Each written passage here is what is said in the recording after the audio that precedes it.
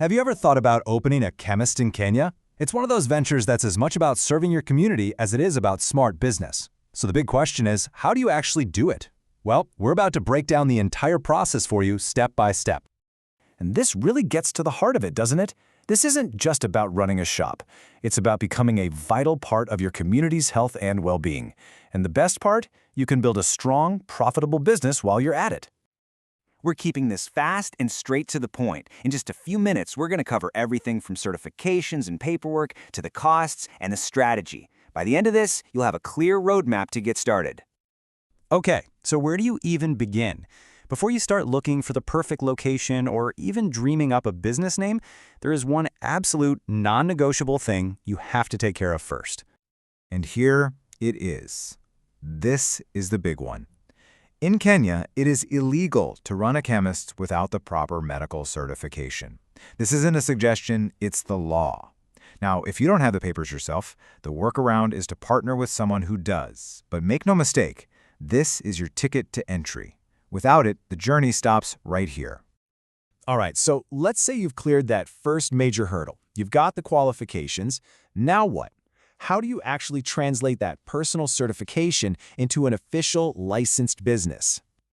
This is where things get real. You'll be dealing with one main authority, the Pharmacy and Poisons Board. Think of them as the gatekeepers. Getting their stamp of approval is your next major milestone. So your first decision is about your business structure, and it ties right back to that certification requirement. If you're the entrepreneur without the medical papers, a partnership is your way in. If you are certified, you can go it alone as a sole proprietor or set up a more formal limited company. The application itself has 4 key parts. You'll need to submit your academic papers, fill out Form 27 for your annual practice license, and Form 4 for the premises registration. And here's a big one. You need to submit the floor plans for your shop. This shows the board that you're serious and have thought about the physical setup from the get-go. And those floor plans really matter because the board has specific rules for your physical shop. It has to be a permanent structure, not some temporary kiosk, and it needs to have basic equipment like a fridge for certain medicines and a weighing machine. Okay, we've worked through the legal maze. Now let's talk about the part every aspiring business owner is thinking about, the money. What is the real investment you need to get this off the ground? So let's cut to the chase. What's the actual price tag?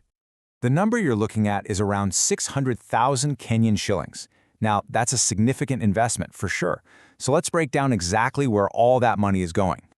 And this breakdown is really revealing. Look at that. The vast majority, 500,000 shillings, is the minimum deposit for your stock. That's a requirement from the board to make sure you're well equipped from day one. The rest of the money covers your shop's interior, a few months' rent, and all those licenses. And of course, that rent cost is a big variable. It'll all depend on your location. So, you're licensed, you're funded. Now it's time to talk strategy. These next 2 decisions, where you set up shop and what you put on your shelves, are absolutely critical for your success. First up, location. It is everything. You want to find a spot that's highly populated and still developing. Think new residential buildings, or even better, a spot near a hospital or a clinic. The goal is to avoid what our source calls stiff neck competition. You don't want to be in a market that's already oversaturated. And what about your initial stock? Well, the strategy here is all about cash flow. Don't try to stock everything under the sun right away. Instead, start smart. Focus on high-demand drugs that don't need a prescription. You know, things people need all the time, like antimalarials, common antibiotics, and cough syrups. This ensures you have a steady income from day one while you learn what your specific customers are looking for. All right, we have covered the requirements, the costs, and the strategy. Now for the really exciting part. What can you actually expect to earn? Get this. With all the right factors in place, a good location, smart stocking, and steady traffic, this business can generate a daily profit of anywhere between 2,000 and 20,000 shillings, and sometimes even more. Now, when you run those daily numbers against that initial startup cost, the implication is pretty clear. This venture has the potential for a really quick return on investment, which is exactly what every entrepreneur wants to hear.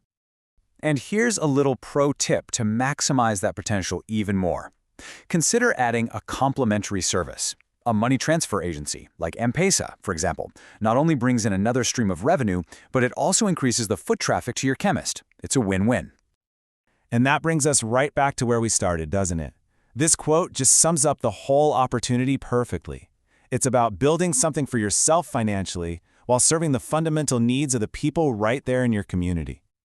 So, after seeing this complete breakdown, from the certification all the way to the profit potential, the only question left is the one right there on your screen. With this roadmap in hand, are you ready?